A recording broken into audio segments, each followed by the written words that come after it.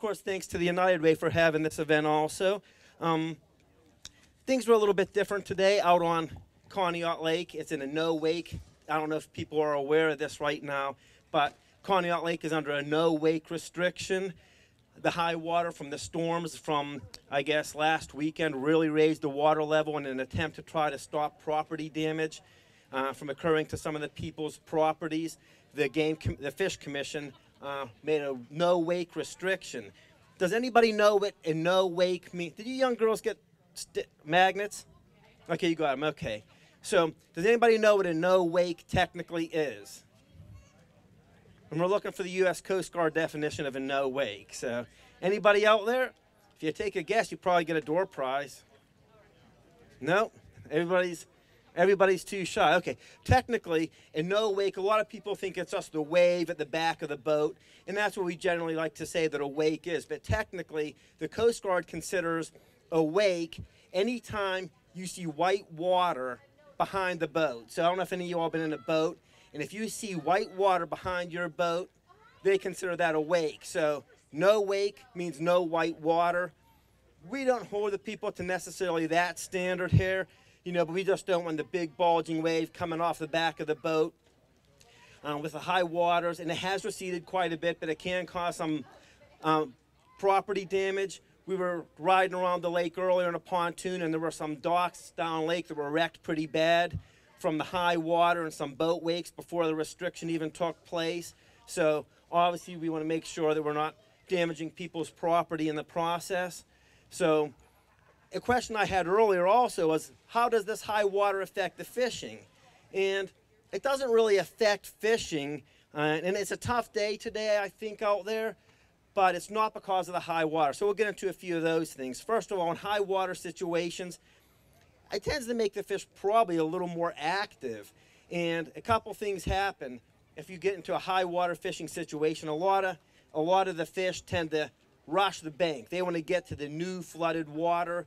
You know, there's bugs, insects, you know, even for bass, maybe small animals, mice that might be trapped in the water, and they want to come up and they want to feed off of that freshly flooded areas. So in freshly flooded water, get as far into that newly flooded water as possible. In 2003, I think we had the remnants of a hurricane in September, and the water came up quite a bit, and we had a tournament on the lake. And I was actually catching bass out of people's yards. You know, the water was that high, and the bass are going to come out, and they're going to just go into that new water. But another trick, and this maybe works more on reservoirs than natural lakes, is a lot of time you want to find the natural shoreline of wherever that shoreline was before the water was flooded. Because what happens is if you go around most lakes, you notice there's a little edge, whether it's this wall right in here, or even if it's a wooded shoreline, there's usually a 1 to 2 foot drop or edge at the shoreline. When the water becomes flooded, the bass will congregate along those little breaks, so it's always good to fish the original shoreline in flooded water, not the new shoreline that's been created with the high water, but the original. I see some of the guys are starting to come in. We're going to be delayed a little bit because what the tournament director, Eric Marsh, decided this morning was instead of having, because of the no-wake situation, the guys were at a real handicap today, so he gave all the guys until 1 o'clock to stop fishing. Normally at 1 o'clock, all the guys have to check in at the dock down here, but because of the long length of the lake, some guys might have to idle, you know, for 20 minutes if they were all the way up at the north end to get down here just to check in and then turn around, and maybe they launched at the northern launch up at Comstock. They have a 20-minute idle backup. So we gave the guys until 1 o'clock, lines out of the water, so they don't have to check in. We went on the honor system today to try to get the guys a little more fishing time, maybe try to expedite the process. So we did manage to do that, and I think we're going to have a tough day today, but the reason it's tough has nothing to do with the high water. Personally, I feel like the full moon has something to do with that. I hate fishing on a full moon. I think tonight's the full moon. This guy's shaking his head, and he knows. He fished today. How'd it go, Corey? 3? 0. Corey, he won a tournament here, what, 2 weekends ago? Last weekend in the rain, with 19.5 pounds, he zeroed today. So the full moon, I hate fishing. Some guys say they catch bigger fish on a full moon. Some guys like it. I feel like the fish partied all night on a full moon, that big bright full moon, and then by daytime they're all hungover and they just don't want to eat. So I don't like it. Some guys say they catch bigger fish. So, but I decided, you know, that's how I feel. But I decided to do some research. About 6 years ago, I did the United Way here. We had a full moon, and there was no correlation between moon phases and tournament results. So even though me and Corey over there believe that full moons make fishing tougher, there is no correlation. There's a lot of people that say that a new moon or a dark moon makes for the best fishing. So I went back through the tournament results and tried to draw a correlation between bad fishing in the United Way tournament or good fishing in the United Way tournament and correlate that with moon phases. And the truth is, there's absolutely no correlation between moon phase and the quality of the fishing in a tournament. But I still lean on it has to have some effect. Maybe 17 years of data is not enough. That's what I'm going to go with. But I think the water looked really clear out there. Sometimes when the water's really clear, the fish become more picky, and maybe they just don't quite bite as well. So I think you have a full moon, clear water, and as you can look over the lake, there's a little bit of a ripple now, but most of the day, it was glass calm. And the fishing usually isn't good on those glass calm days. So I think you have maybe 3 things going against the bite. A lot of guys struggled this year. And maybe the flat conditions, you know, where we're kind of post-frontal. We had a lot more heat and humidity a week ago or so, and that kind of went away. And when you get this lower humidity, the intensity of the sun is a lot brighter and intense, and that pushes fish under structure.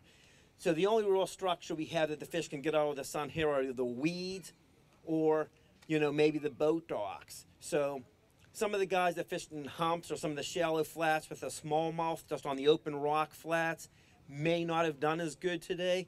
The guys that focus on fishing docks and getting in the shady parts of the docks or maybe fishing deep down in the weed beds, they may have done a little bit better. So we're going to see if it plays out that way. I would think that smallmouth wouldn't be as big of a factor in this tournament as it has in some other tournaments. And I think it's going to be mainly a largemouth deal. The guys that catch limits are going to catch limits of largemouth. There's always going to be a few smallmouth weighed in. So we're going to see how that plays out. It's going to be interesting. We were out on the lake earlier, and there was some real drama about, you know, the guys were struggling, but some guys are catching less fish but big ones. Some guys are catching more fish, but they're smaller. So what's going to win? Is it going to be the guys that have the fewer but bigger fish, or is it going to be the guys that have more fish but maybe they're smaller? History dictates that you have to have a limit in the United Way tournament to win. In most tournaments you fish, you have to have a limit to win. Every now and then, there might be a tournament that a guy wins without a limit of bass.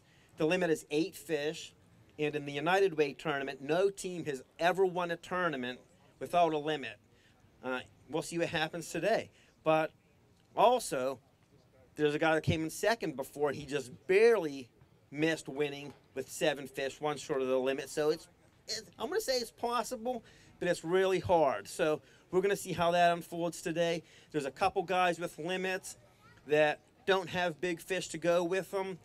But there's a couple guys that have some really big fish out there. So speaking of big fish, I saw a big fish dead over here on the side of the launch, or the dock over here.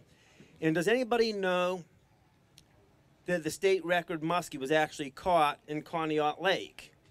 Does anybody know how big that fish was? Inches or pounds? That's right, 54 pounds. All right, Mike, come on up here. You're going to get a little something. So there was you were the first guy to answer, so it looks like you need a chair, so we're going to give you a United Way chair, Mike. Thank you, Paul. Okay, so the state record muskie on Conneaut Lake was 54 pounds. Anybody have an idea of how many inches? Mike, you can't answer it again. We're just taking guesses. Somebody throw a guess out there. 52. Pardon me? Very good. Okay. He said 59.5 inches, and I believe you are right. It was 59. It was actually 59. 59 and a half. That's darn good enough. You're going to get a chair also. Good job. Okay, now the tough question. What year was the state record muskie caught?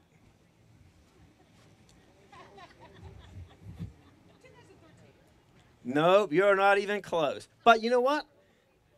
Anybody that guesses gets a prize. So here you go. 1930? No, nope. Hold on, Mike. You're going to start.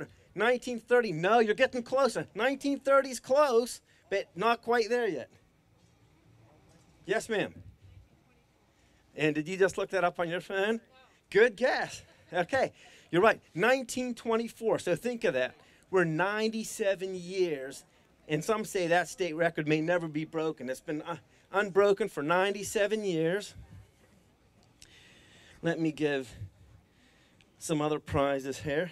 But there are some big muskies that have been caught. In 1984 at Kinzua Reservoir, a fishery biologist accidentally netted, and the fish died, a 53-pound muskie out of Kinzua Reservoir. So there's still, and just a few years ago, somebody caught a 40-pounder out of Tionesta Lake on the, I guess that's Forest County, right, Wade? Yes. Yeah. So we got into a debate about Forest and Warren County earlier today. So there are some big muskie out there, and there's also, that goes along with that, some muskie stories. Personally, I fished on Conneaut Lake bass fishing, and while I'm fighting in bass, a muskie actually eats the bass. This is almost like seeing the shark fishing videos out in the ocean where a guy's reeling in a fish and a shark comes and eats the fish that you were fighting. That's happened to me. And we've got a funny story that I'm going to actually share with you guys that happened just 2 weeks ago. I was fishing a tournament with my partner, Ben, and we were fishing on Shenango Reservoir. And another competitor in the tournament, the very first fish of the day that he caught, he was fighting it in.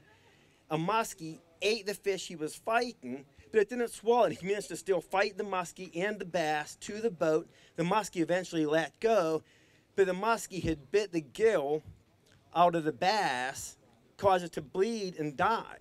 Well, tournament rules mandate that you have to keep a dead fish. You're not allowed to return it back to the water. So if you're fishing a tournament, you have to keep that fish. And it was a good-sized fish. It was like a 3-pounder. It wasn't like it was a 12-inch fish. This was an 18-inch fish. So when you weigh in a dead fish, you get penalized. Now, Vince didn't do anything wrong to kill the fish that died, but he still got penalized. So Vince is boat 21. So the rest of the story is in a second. So who's boat 21 on the magnets that you got? Look on the back of your magnet. Does anybody have boat 21 or a 21? You do. So you win another prize. Okay. So we're going to give you some fishing lures. I know you might have somebody you could to use them for. Well, the interesting part about this whole thing is that dead fish cost Vince $530 because he got penalized. His weight was dropped down. And the beneficiary of that $530 is yours personally. So when Vince comes up today, I'm going to give him a little bit of a tough time about his dead bass that he lost $530 on because a muskie ate it while he was fighting it to the boat. So, oh, there he is right there. Hey, Vince, hey, you weren't supposed to hear that yet. How'd it go for you today, Vince? Some of these guys are coming back. Come on in here. Come on in and you can talk to us for a little bit. Did you have any muskie experiences today? No. No. Okay. So I told the guys the story. You have anything? Did you hear the story? Do you have anything you have to add about the muskie that bit your bass? That was it. He was reeling in, kept knocking slack in the line. He says, it keeps getting heavy. He goes, and he goes, oh, look, there's another fish. He was trying to grab the crankbait right out of his mouth.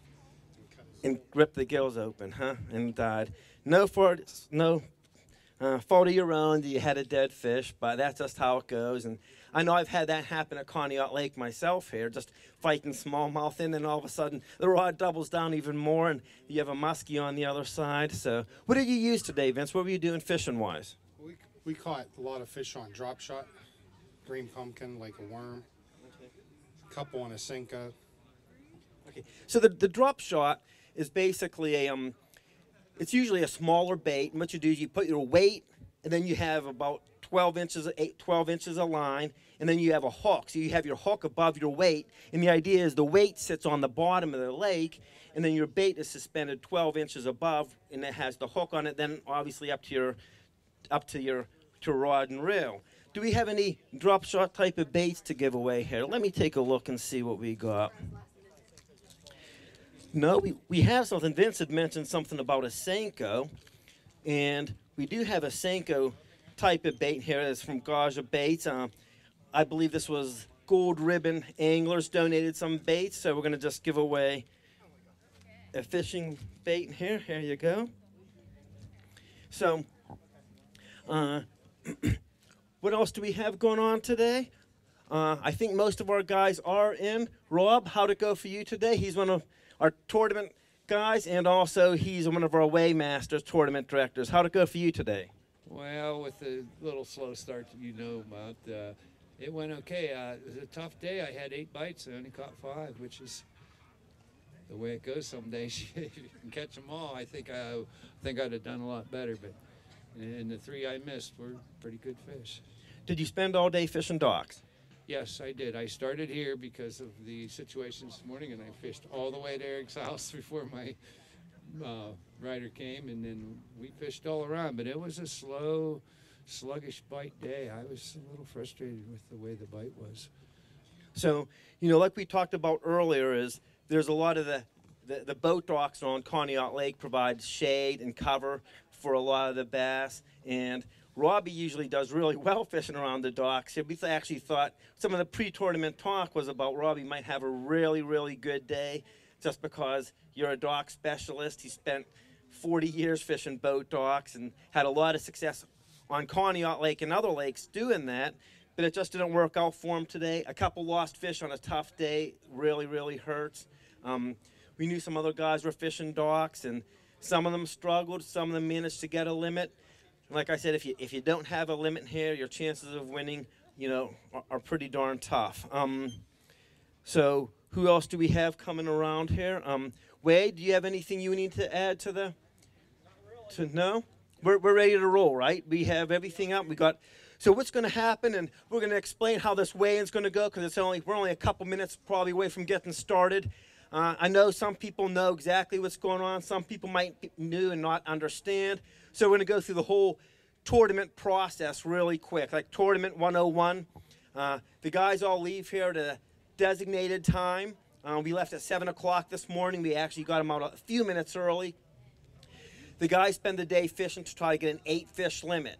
The fish they catch, they put in tanks. We have specialty aerated tanks in their boats that keep the fish alive. If they're lucky enough to get 8 fish on a day like today, after that, any fish they catch, they can replace. If they catch a fish that's larger than their smaller fish, they can replace it. We call that culling, C-U-L-L-I-N-G, not calling, but culling. And you call out your smaller fish with a larger fish. So they fish throughout the day. We have a cutoff. The guys have to come in. Most of these guys, they keep their water chilled. They usually use ice to keep the water cold. They use aerators to oxygenate the water, and they keep them alive. And why you want to cool the water is because cold water holds more oxygen than warm water. So cold water helps to keep the fish more healthy, more energetic, and they're more able to survive after being released back into the lake. So these guys have cold, aerated water in their live well. What we'll do is when it comes time to weigh in, we'll give the guys a weigh bag, which they'll go and they'll fill the bag with water, and then they'll put their fish in there, and they'll bring them into the tank here. We pre-filled this tank with lake water, and we iced it down so that it's colder. We aim for 5 to 10 degrees colder than lake water just to increase the oxygen concentration. And then we have an aerator that pulls air into the tank and circulates the water, so this water is also really well oxygenated. So the guys will come up, bring their bags, they'll stay in line here until it's time for them to come weigh in. Our guys that weigh in, Rob and Wade, will be over here. What you really can't see here is Wade will have we call it a golden roll. This is what we use to measure our fish. The fish in this tournament has to be 12 inches long. So Wade, he's been doing this forever. If he sees a fish that looks like it's questionable as far as length, hold on, I'm going to show that to everybody too, Eric. So hold on a second. If he thinks it's questionable length, thank you. He'll measure it on our golden rule and make sure that it measures 12 inches. Any fish over 12 inches is good to go. If a guy's weigh a fish that is under 12 inches, they lose that fish and they get penalized 1 pound. Is that right, Robbie? It's 1 pound still? And it's 1 pound penalty. Yeah, if it's underneath 12 inches. So they get penalized if they weigh a fish that's underneath 12 inches. So what we do is we like to weigh the lunker, the largest fish. A lot of the guys will weigh their biggest fish. We'll go through the weigh process, and the lunker is your big fish. So a lot of the guys will get their big fish weighed. The reason we want to do that is that's what we use as a tiebreaker. If two teams weigh the exact same weight, the team with the bigger fish wins. That's why weighing lunker, even if you don't have a shot for the biggest fish of the tournament, you still want to weigh your lunker, because if it's a tiebreaker for second, third, fourth, fifth place, and it happens. I think it happened between you and I, Rob, a couple years ago. Like Tuning, where I think we both had 20.6 or 21.66 pounds, and the guy with the lunker takes the number one position. So it's important that these guys weigh their lunker fish, unless they just know they have no shot. They might bypass that. Then we'll bring the rest of the fish in. We'll weigh all the fish together. But for our crew that's going to do the documenting of the weights, we like to separate between the largemouth and smallmouth just for our own records. What you saw Eric Marsh add to the tank is something called Please Release Me. This is something that we add to the tanks that help to keep the fish calm and also replace the slime coat on the fish to help. Again, we love fishing, we love our resources, we try to take care of it. So we're going to do everything we can to give the fish the advantage to be returned back safely into the water. A product like this is just one more thing that helps make sure that happens safely for the fish. And then, whenever the guys weigh in, there's always somebody in the lead, right? Vince, you're going to be leading the tournament here, so the first guy's off. So what we do is we have a hot seat over here, 2 hot seats. And this is where the guys that are leading the tournament get to sit. They're on the hot seat because everybody's gunning for the guy winning, right? So they get to sit here, they get to turn around, and they get to see what everybody else weighs. I don't know if you all can see, but we do have the digital scale here that helps to show everybody exactly what the tournament director is seeing on the scale over here. So these guys will sit on the hot seat until somebody beats their weight, then they'll go away, then we'll get somebody else coming through. It looks like I got to get to work here, so let's see, we have some guys. Okay, so we are at boat number, Vince. 21. Boat number 21. These are going to be the first guys to weigh in. Vince Loschiavo and Emmett Murphy. They're going to weigh their lunker, just like I said. And we're going to have a lunker weight of, Rob, you'll call it? 227. 227 big fish. How many fish? And how? 3 fish, all largemouth? 3 fish, all largemouth. And then we're going to see what their final weight is.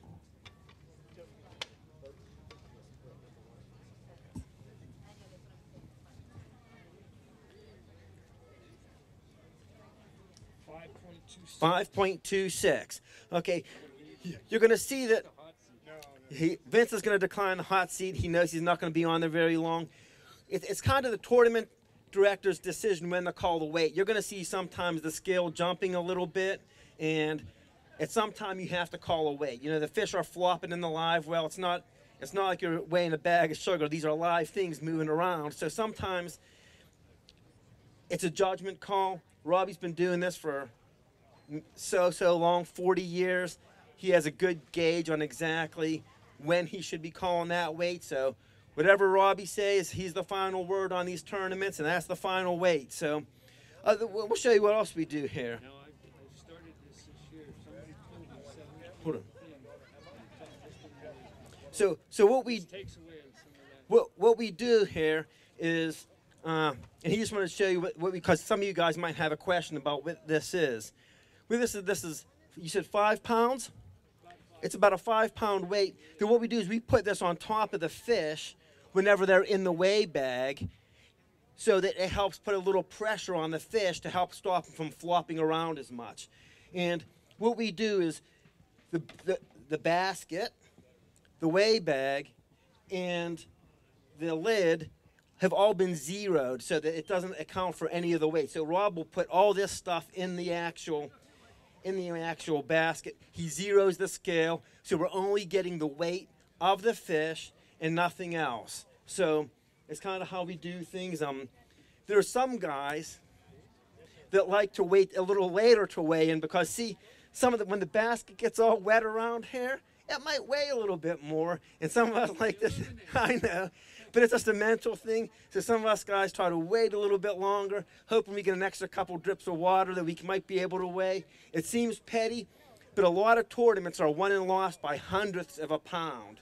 You know, I just had that example with Vince and myself on Shenango Lake 2 weeks ago. Vince lost by 3/100ths of a pound. So that's not, I mean, that's less than a drop of water. So that's the difference between making $530 and not, or winning and losing a tournament, winning a lot more money, and obviously the plaque and the pride that goes along with that. So, you know, these guys do everything in their power to try to take the best care of their fish possible. Sometimes a dead fish is inevitable. We never like to see that. We don't like to have it. It's just going to happen. Sometimes it's not your fault. Sometimes it's angler error. Sometimes it's mechanical issues. When I was fishing professionally, I had a dead fish cost me $20,000 in one day.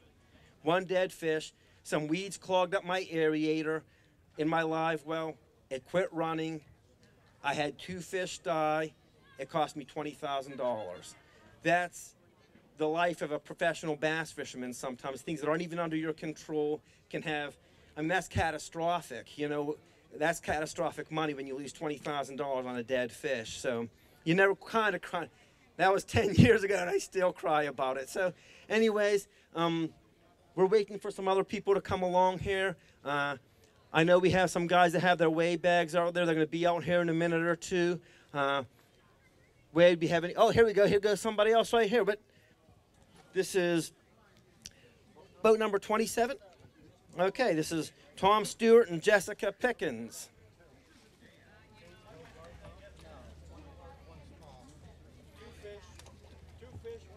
You know what? You know what I love to see? I have 3 daughters, and I love to see girls fishing. Awesome. I mean, so I'm telling you, any girls out there, get some tackle packs. Here we go, some tackle here. Here we go. Because I like to see that. There you go. There you go.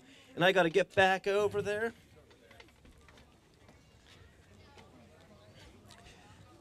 Okay, this is Lunker.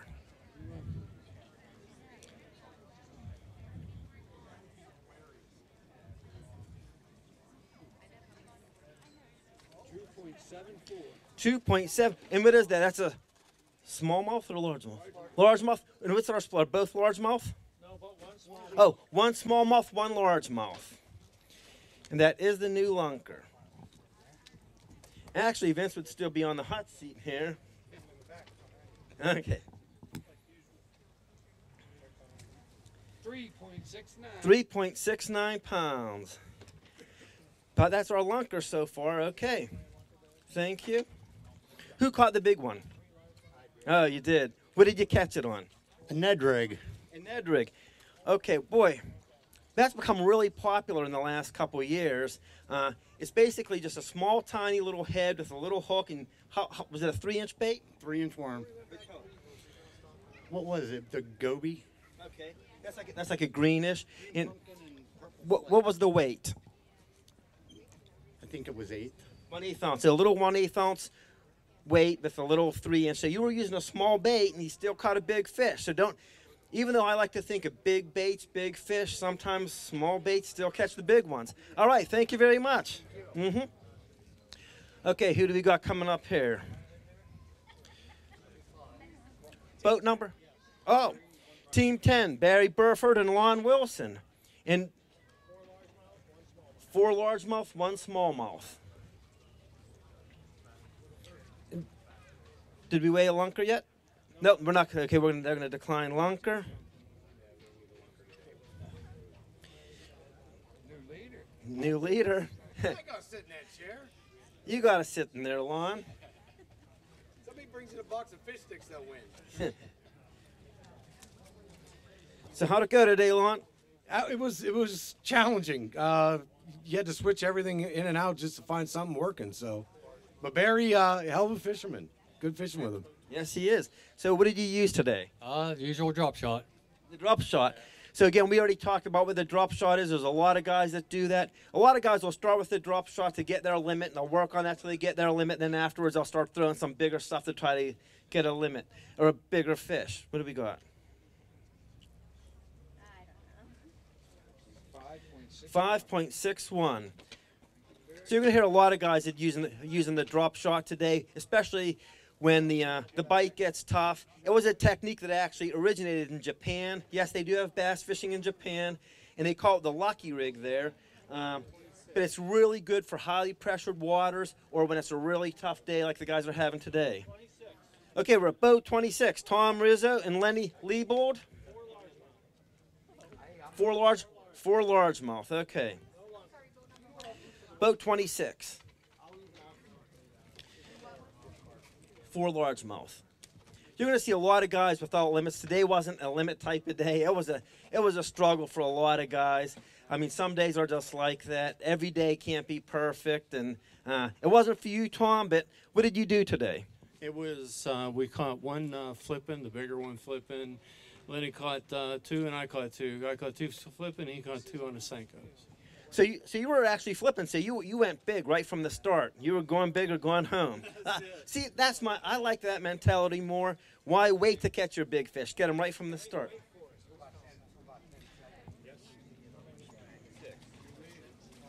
And this is going to be a new leader.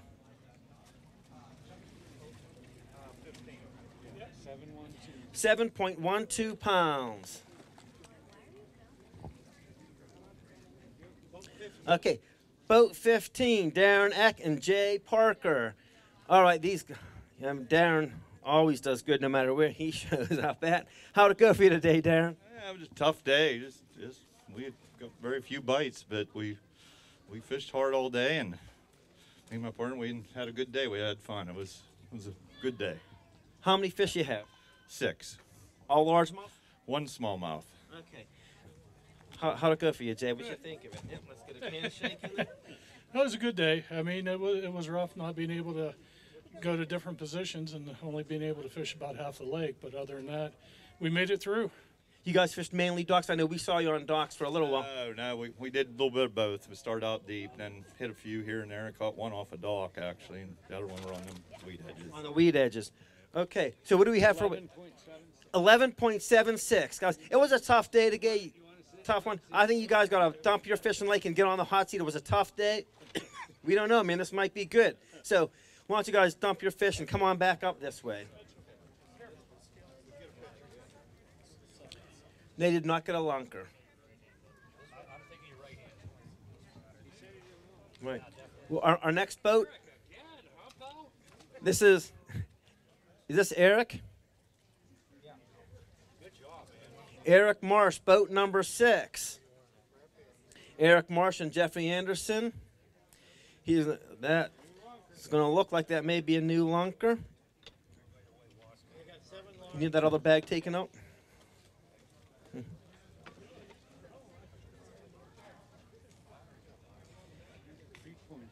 3.06 pounds. That's a new lunker. Eric, what's your split? All largemouth? 7 large, 1 small. 7 largemouth, 1 smallmouth. Well, that's a healthy bag. By the time Jay and Deron get back here, they may have been unseated off the hot seat before they get to sit down. You gotta sit there. Okay. 18.44 pounds. Good job. That's a new. Did you guys catch them all off of ducks? Not all of them. Not all of them. So in the last. Got the big one in the weeds. So you won in 2018. You came in second in 2017. 2019, I think you came in 7th. So you're back up there. All right, get those fish in the lake and get back up on the hot seat. Very good, Eric. Now, boat 7 is next. Fisher Stewart and Jeffrey Solomon. 1 largemouth, 1 smallmouth. They are not going to weigh a lunker.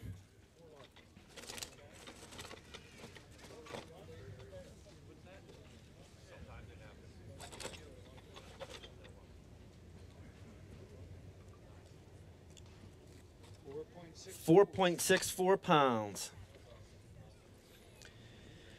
I think we're going to have a slightly faster weigh in here. Okay. Party boat 9, Mark Szitas and Nick Cooper. Mark, he's won this many times through the years. A lot of money finishes. 4 fish. Not today. Not today. What happened? Conneaut was in one of her moods for us. We just struggled all day. 4 fish, 4 different baits. Wow. And what are we going to have? You're no lunker for you today. You're just going to. And the person you mentored for years has a limit. Does he not? He does. What was the weight? 9.34 pounds. That's good average size fish. You just didn't get enough. They were all largemouth. Yep.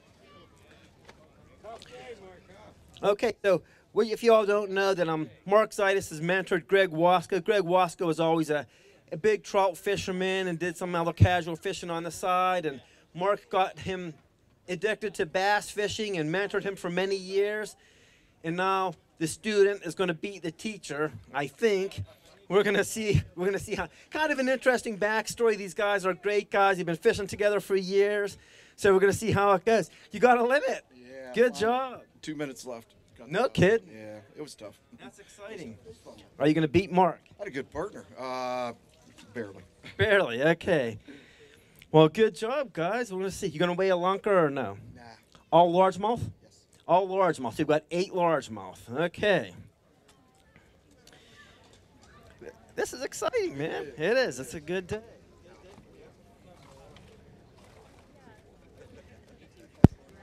Here's some real help.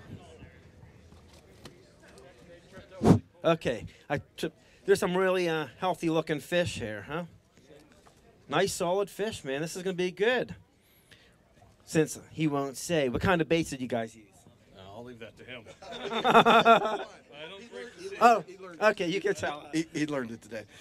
We call it sissy fishing, but the centipede, the French fry. Okay. I turned him on to that. Gil Peterson.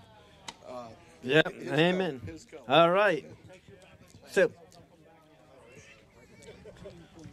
13.48 pounds. Good job. That puts you guys in second place. Good job. So, on the centipede, was it on the slider head or? Drop shot and slider head. Drop shot and slider. A slider head is just a different kind of weight that lets the bait glide along the weed edge or through the weeds a little bit more. Well, Eric, you got past Mark Szitas. That's always a big deal to get past Mark here. So The big ones are coming up. okay, so we're going to see. You got Steve Hughes. Steve has won this 3 times now. He won it the most recently in 2019, and last year we took a year off, so he's already won it 3 times. I've always vowed to Steve I would come back and fish once he won 4 times. And he may have forced me to come back out of retirement. How many fish you have, Steve? 8 fish, and they're all largemouth. I don't have any 4s. No 4s? This is going to be close between Eric and Steve here. Lunker. 343. Eric, that looks really good, man. His bag looks good. He has 1 week. Did you have a weak fish in your limit? We had 3 ones. 3 weak ones. He only has 1 weak one in there. He has some other solid ones in there. I don't know, bud. This is going to be tight. Oh, we got it. Well, we'll see. This is going to be close. I want to watch it from this end and see it how you guys see it. Oh, he's going to have. Let's see. Oh. Yeah, it's not going to. He has.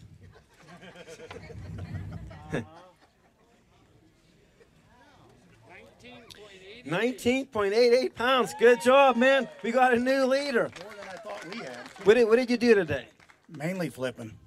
Mainly flipping. Again, I like that mentality. I like going big. Don't start with a drop. Just go big or go home. And you're a big hitter. You're a home run hitter, and you're hitting a home run right now. So we took a huge gamble. We took a huge gamble at 12:15. We idled from here, whole way up mid-lake. Took us 20 minutes, and we had 20 minutes to fish and caught 3 good ones and filled out our limit. Wow, that's right, because you only had 5 when we talked earlier. Good job. All right, get there on the hot seat, man, and we have new leaders. And this will be number 4 for you, Steve, right? If you can pull this off? I think so. Okay, well, we have another 2-time winner here. This is boat 14, Scott Welker and Phil Passilla. You got a limit there? Might have a new lunker.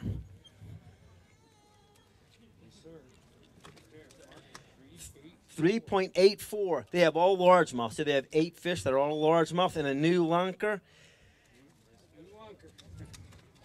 I don't think he's going to have the weight to beat Steve though. Looks good. What'd you catch him on?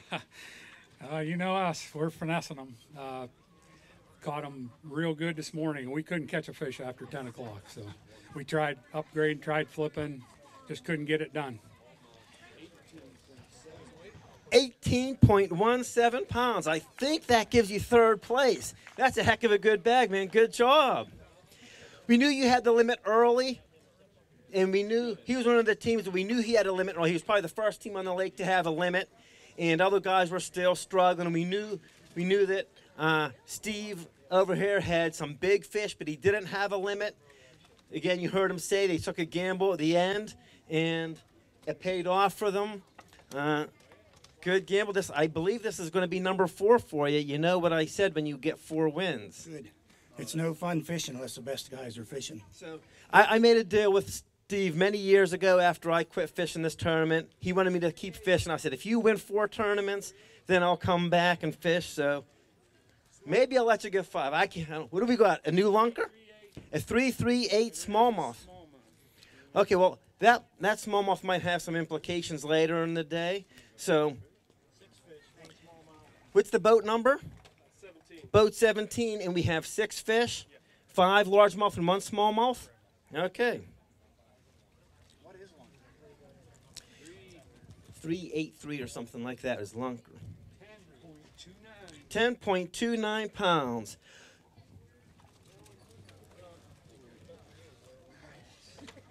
Okay.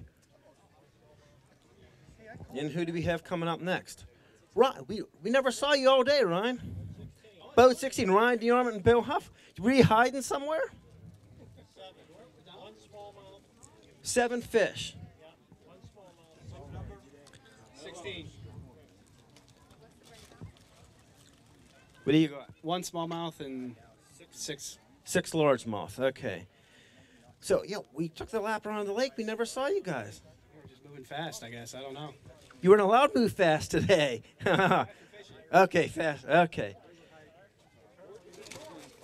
14.57 pounds. Good job out there, man. It was a tough day today. Anytime you can get out there and catch 7 on a tough day like today, there's nothing wrong with that.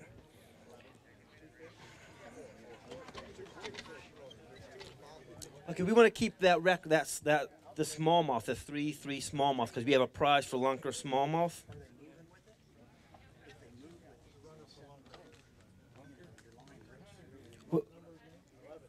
Boat number 11, Ken Ramsier and Paul McNulty. This could be a threat for lunker. Hey, anybody that doesn't, Ken does a lot of videos on his Facebook page of fishing videos of his experiences out fishing lakes around northwestern Pennsylvania. He had his GoPros on this morning. So you might want to just look him up on Facebook, Ken Ramsier, and see some of the tournament fishing today. 4.30 pounds. That's lunker for the day. Okay. What else do you have to go with that, Ken? Just some small fish. We've struggled. What did you catch the big fish on? Top water. Zara spook. No, oh, that's a big fish bait right there. It doesn't get any better than that. Zara spook is a big, almost cigar-shaped top water bait that just zigzags, or like we say, sachets across the top of the water, and big fish find it irresistible. 8.11 pounds. Okay. How many fish did they have? Ken, what was the split on your fish there?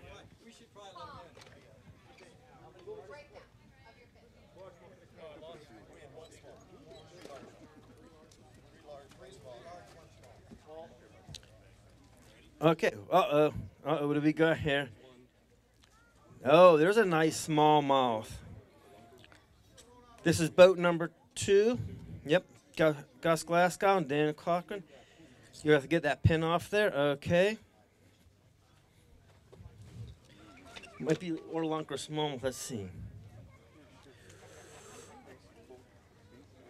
3.95 pound smallmouth.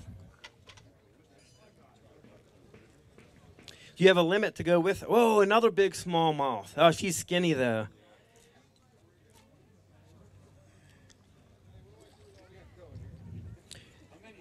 Whoa. Not many smallmouth were caught today, but Gus, you got to. I let them all go. That's it. We had the limits, but they just wouldn't stay pinned. Had one wrap around a trolling motor, one just came on. I've never had a fish come unhooked off of a big jig, and it just came unpinned. And we watched the limit swim away, but mostly smallmouth today. Really? See, that's different than most guys. That's kind of surprising. 12.66. 12.66 pounds. You guys might be. We have a little bit of a smallmouth prize, so you might have something extra going with that. So, very, yeah, you would be, man. If you kept those fish buttoned. We saw him. We saw the winning bait. Okay, so who else? Oh, your boat. 19, or we had 2 pros join and fish together because we had some people that didn't show up. So he said, "Don't call them pros. They didn't catch a limit." It's boat 19 and 29 combined. So okay, how many? 5 fish. Okay, 5 fish, no lunker.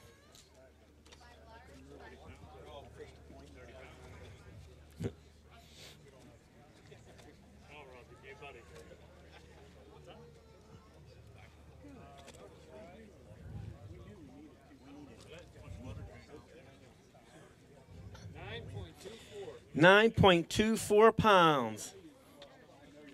Okay, and I see we have Ben coming up, Ben Lippietz, boat number 23.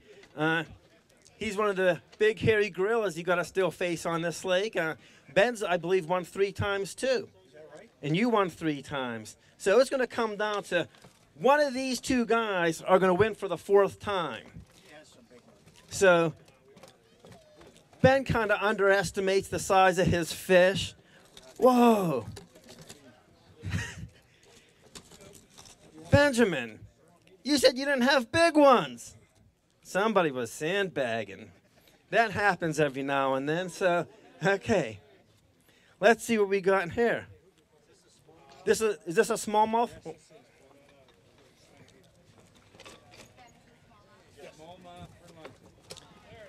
Nope, it's not going to quite get smallmouth lunker. 3.71 pounds. Ben says that he doesn't have 20 pounds, and almost guarantees they do. So, well, I don't know. That's still a 2.5 pounder. This is going to be really interesting. What was your weight, Steve? I don't remember. 1988. Okay, Ben says he doesn't have 20, so. I lost 2 big ones this morning. He said he lost 2 big ones this morning, so. He has 1 little one in there. That's, yeah, 2 little ones, huh? This is going to be close for the win. 2 smallmouth. Yep. Oh, yeah. He has it. 20.90 pounds. All right. Good job, Ben. I didn't think I had 19. Eric, good job. Thank you. Well done. Ben, tell us a little bit about what you did today. Well, we struggled most of the day. We did not have a limit until 20 minutes ago. Well, 20 minutes before the end of the weigh-in, the end of the day. Yeah, we caught 3 good ones off of docks at the end of the day. My partner caught a good one off under a dock. It was. I jumped off 2 big ones this morning. First thing, it was another one of those. You know, they eat it, come straight up, and then your thing goes flying. But so, what were you guys using today? We caught them on tubes, jigs, Senkos. I think that was it. We didn't catch very many. We did not catch very many fish. It was a struggle. I didn't think we were going to catch a limit about an hour ago. Wow. Well, you guys got it done. Okay, get on the hot seat. Get on over there. So we're and who do we have now? Number 20, Mike Davis and Bill Bucceri. 3 largemouth. No lunkers.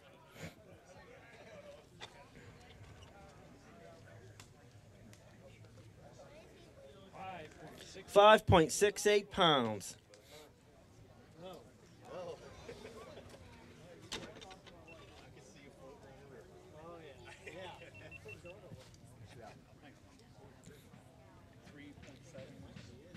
And you're gonna weigh some fish? I'll go get your fish, Rob. So Rob has a couple fish he wants to get weighed. Oh, we have another boat here. Boat number 3, Don Dick and Jerry Smith Sr.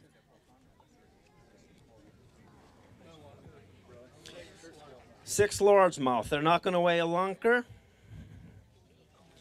So tell me a little about your day, Don. Tell you a little bit about our day. It was a slow day.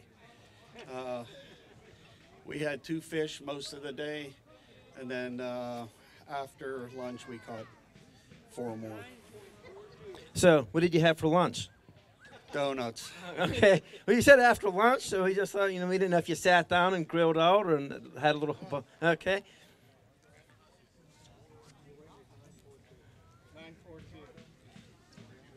9.42 is what they had. Okay. So what happens a lot on Conneaut Lake, in my experience, when a lot of these guys will tell you, is Conneaut Lake is really, really good as an afternoon fishery. Everybody knows that the best time to fish is in the morning and in the evenings, but the middle of the day, afternoon, after 12, 1 o'clock, Conneaut Lake gets really, really good. And a lot of times, these tournaments come down to horse races right at the end, that last hour. The guys that get on the fish at the end of the day sometimes, it makes all the difference on how the outcome of the tournament. It doesn't matter what happens in the first 6 or 7 hours of a tournament sometimes. Sometimes that last hour makes all the difference in the world. And this lake is famous for last minute heroics, guys rolling into an area in that last half an hour and just really being able to catch some quality fish. And that's kind of what you did today, Ben. But a lot of these guys know that's the deal on Conneaut Lake. It's an afternoon bite lake. That's what gives a lot of these guys fits. This is an early tournament. A lot of the tournaments on Conneaut run till about 3 o'clock. This tournament ends at 1 o'clock, so it puts a lot of pressure on these guys to not only try to catch some fish early, but they only get maybe one choice to make a decision for that afternoon bite. They get one stop, one spot, one decision they can make to try to capitalize on that afternoon bite. If they guess wrong, it could cost them a tournament. They don't get a chance to make decision A, B, and C because this tournament ends a lot earlier than some of our other tournaments, and it creates a lot of pressure. It doesn't seem like it, but it creates a lot of mental pressure when you have to catch these 8 fish and you only have 6 hours to do that. In most tournaments, we like to say, okay, if we're doing a keeper an hour, we know that we're on pace or above pace or what we need to be. But you have to do better than a keeper an hour because that only gives you 6 fish at the end of the day. So you gotta make some right decisions. And I know Ben, he sent me a text earlier this morning that he lost 2 big fish. And in a tournament like this that's shortened, that's devastating. That's almost an insurmountable mountain to overcome because you have such a short time frame to try to do the things that you need to do. And then you add the no wake that we had going on today, and that limits how much the anglers can run around the lake to spot to spot to spot to try to make something happen. So he really overcame some adversity, and it seems like more than often than not, the tournaments where you overcome adversity, you end up having more success. I don't know if it makes you stronger, or makes you mad to fight a little bit harder to get that done. But it certainly worked out today. Boat number 23. So who with a magnet has boat number 23, by the way? No. The magnet when I gave out to the crowd, there should be a number. Boat 23. Okay. So obviously you got the winning team number. So you're going to get a couple extra prizes here. So we're going to give you, well, we're going to give you, that's my Dryden hat. You can't have that, sorry. But we're going to give you a Garmin hat, a Live United hat, and also a chair. Here you go. You're welcome. Okay. So we're going to see what, whoa. Robbie has, you said you have 4, Robbie, right? 5, okay. And you have 1 smallmouth there. 4 and 4 largemouth. And Robbie's going to be our last guy to weigh in for the day. Boating. Whoa. that's a big ugly. That's a Robbie bass. A lot of us guys, Robbie catches the ugliest bass. I know that sounds silly and stupid, but he always has some ugly bass that he manages to pull out of some shallow water, backwater canal somewhere. Did it come out of a canal? No. No, I said not. 3.27 pounds. Should have been a 4-some pounder. Yeah, it's nice, it's skinny. Okay, so who's boat number 8? Who has the sticker for number 8 on the back of their magnet? Does anybody have number 8? Okay, we're going to give you a Live United, and we're also going to give you a chair because you get the Ugly Bass Award from Robbie's Ugly Bass. I know it sounds funny, but he just has a history of doing this. Okay, thank you. They're big. Yes, they're always big, and they're always ugly.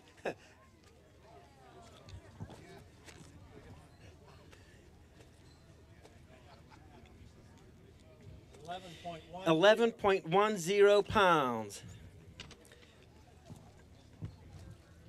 And we do have another boat 22, Billy Hines and Jay Bemis. And Billy, I'm gonna confess a little ignorance with the gold ribbon angler. Can you explain this a little bit to me? It's actually a charity I started as part of my master's project a few years back. I'm a childhood cancer survivor, and I was fishing pretty regularly at the time, so I kind of wanted to bring those two together and raise awareness and give back to St. Jude's and Make-A-Wish, 2 organizations that helped me out a lot. And fortunately, the kiddo here kind of took away a little bit of time, so I haven't been really keeping up with it, but still try to do as much as possible with the time I do have. I was actually a former Make-A-Wish ambassador myself, so that's good, awesome, great. So, okay, so hey, that's an awesome story. Does anybody have a sticker? And the Gold Ribbon Foundation did donate some tackle and some hats and stuff along that line also. So, Billy was boat 22. So, anybody have sticker number 22 on their magnet? Okay, we got somebody else over here. We're going to give away a Live United. And we're going to give you a United weight chair. And we're going to actually give you a few other pieces of tackle here that the Gold Ribbon Foundation donated. So here you go. And there you go. Thank you. 11.83 pounds. What was the breakdown? How many largemouth and smallmouth? All six largemouth. All 6 largemouth. What did you catch them on? It was everything. It was junk fishing at its finest. Junk fishing is pretty much these guys' slang for we just threw everything out at them and just hope something bit, and that's sometimes you got to do that. You do a little bit of this, you do a little bit of that, but it looks like you're going to hang on to win this thing, you guys. So how'd it go for you? What did you think about your on the water experience today? It was good. I enjoyed it. The no wake was tough, but we made it work. It's impressive to watch Ben fish. It's just I thought I was good, and then I watched him. I'm like, wow, I'm not that good. Well, there's no doubt about it. He's used to winning a lot of local tournaments and stuff like that. So this is nothing new to him, and it was kind of exciting. We had I don't know if some of y'all know that Ben and I were partners. We fished a lot of tournaments together over the last 6 or 7 years. So there's part of me that just feels like a lot of pride in seeing him do well. But there's the competition because I think I have 4 wins at the United Way, and I think is this win number 4 for you? So we're kind of tied. A couple years ago, he actually broke my record for the heaviest limit ever in this tournament, so he took that away from me. So now he has the same amount of wins that I have, but I still have the biggest fish. So that's going to be a hard one to break. But we had a lot of guys here that are really, really good fishermen. Anytime you can win this event, I mean, I think this is one of the events that everybody looks forward to all year to come and fish, and it's always a big deal to win this. We're going to go do a little bit of paperwork. We're going to figure out what we have going on here. As far as the different place winners, I might give out a few more extra little prizes, and we're going to get back to you in a couple minutes. But before that, you know, we have to always thank our sponsors. This wouldn't be possible without the help of Channel Lock, obviously. Somebody that I hold near and dear. They've let me live my dream, and they support the things that we love. So you've got to give a big, big shout out to Channel Lock Tools, certain pillars of the community, Penco Tool and Die, Ernst Conservation and Seeds, Erie Bank, Armstrong, the Iroquois Club for this venue that we have. Also the the Bass Classic Committee, Eric Marsh, Marissa Lines, Mark Johnson, Zach Fannin, and of course our volunteers, Wade Adams, Christian Mayer, Charlie Anderson, Zach Fannin, Katie Miller, and of course, thank you to the United Way for being able to put this event on. Hey, they were really the big winners today. I think I heard like $15,000 was generated for the United Way this year, so that's awesome. This event, I don't even know what the total is over the last 17 years or so, but it's been a staggering amount of money that this tournament has been able to generate for the United Way. And if anything, it just goes to show that like sportsmen and the things that we love, we can come together as a community and help support important causes. And I just think it's awesome we're able to do this every year. I'm glad to see everybody back after missing it last year. So it's good, and hopefully we could keep this thing rolling. And it's amazing. I was just talking to Marissa earlier that I've been emceeing this for 12 years now, and it's been a long time. And maybe it's time I try getting back in the boat and fishing one of these after taking so many years off. We'll see what next year brings. We're going to be back with you in a couple minutes after we figure this out here and take care of a little paperwork. Okay, folks, we're ready to go now. So I hope our anglers are all ready, our top anglers. We're going to start off with Lunker, and that goes to boat 11, the team of Ken Ramsier and Paul McNulty. Lunker, a 4.31 pound largemouth. And how much cash do you have here? Congratulations to a Cleveland fan. Yeah. Pittsburgh fan, okay. In the same boat. $290 for Lunker. That's an odd combination to be in the boat at the same time. And you stay dry. Well, he didn't push you in. Sometimes he tries that maneuver in the boat to knock you off balance. You got to watch that. Good job, guys. Congratulations again. Okay, thank you. Okay. All right, so now we're going to go down to 5th place. This is kind of interesting. Boat 16, Ryan DeArment and Bill Huff for 5th place with 14.57 pounds. Come on in here, Ryan. Ryan, how many years have you fished this? It's only a couple years as a pro, right? This is 2 as a pro, so this is your second one, right? Second one, and you're already in the money. Good job. So how the Bass Cat, well, you couldn't get it up and running today, the Bass Cat. So good job. Any more tips on what you may have did out there today? Just go slow. That's slowing down, and we caught more fish the slower we went. So just, you knew it was tough. You said you got to slow it down a little. So forget the fast-moving baits. Just go slow, and that worked out for you. Grounded out all day, and that's kind of, yeah. 5th place, very good for 14.57 pounds. Kite on over there. Good job. Representing Channel Lock. Okay, I'm going to let him get that pick. I'm going to go down to 4th place, boat 14, Scott Welker and Phil Passilla.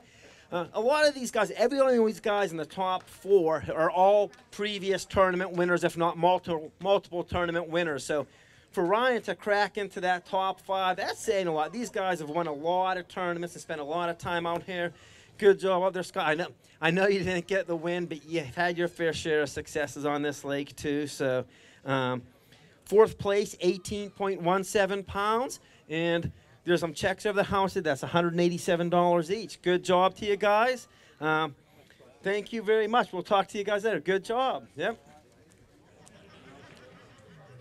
Okay, we're going to go down to 3rd place. And this is kind of amazing. We have 3 guys that weighed. Nope, there's only 2 teams that weighed 18. Okay, 3rd place, Eric Marsh and Jeffrey Anderson. Eric and 18.44 pounds in 3rd place. Good job. Good job. So you've had first, seconds, thirds. Do you ever have a fourth, fifth? You've been just about every position but last in this tournament through the years. Man, you may have been last too. Man, you just about done it all there. Good job. And again, that's Eric, Marsh, Jeffrey Anderson, third place, 18.44 pounds. And how much is that? $250 each. Well done. That more than pays for gas money. All right. The second place team goes boat number 1, Steve Hughes and John DeFazio, second place with 19.88 pounds. And there's also so Steve and John, you want to come on up?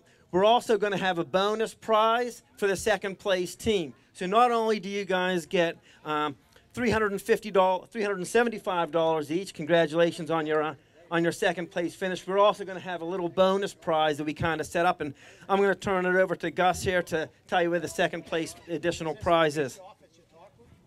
No, we could do that. I'll take that. No, so Billy Hines, myself, Gus Glasgow, we run WPA Hardwater. It's now the largest ice fishing tournament series in Western United States, and maybe even the entire United States. We average over 100 teams per event. It's very competitive. We attract guys from all over the country. This year we wanted to offer second place prize, free entry to our tournament series for the whole season. So Steve, congratulations. If you guys want to fish together, or Steve, or however you want to do it, we'll figure it out. We'll work something out. It's Eastern United States. Eastern United Just so nobody's confused. So you're not ice fishing in Utah, it's Pennsylvania. Okay, we got it. Okay. Well, that was a pretty awesome bonus prize. Yeah, that's right. So there you go. Okay, so now we're going to go to our first place team, boat 23, Ben Lippius and Eric Anderson. First place, 20.90 pounds. And I believe that is the fourth time winning the tournament. Ben won in 2012, 2016, 2017, and again in 2021. Good job there, guys. Excellent job. Congratulations. So along with their first place plaques and bragging rights, they each get a total of $625 each. And a plaque. Good job. Ben's bringing his kids up here too.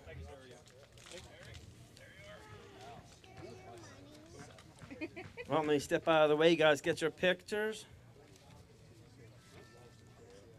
And while they're going through that again, I think we just want to thank our sponsors again, Channel Lock Tools, Penco Tool and Die, Ernst Conservation and Seeds, Erie Bank, Armstrong Cable, the Iroquois Club, Meadville Medical Center, Dry Dean. I didn't mention y'all earlier, but if anybody, I hope you visited the Dry Dean tent over there.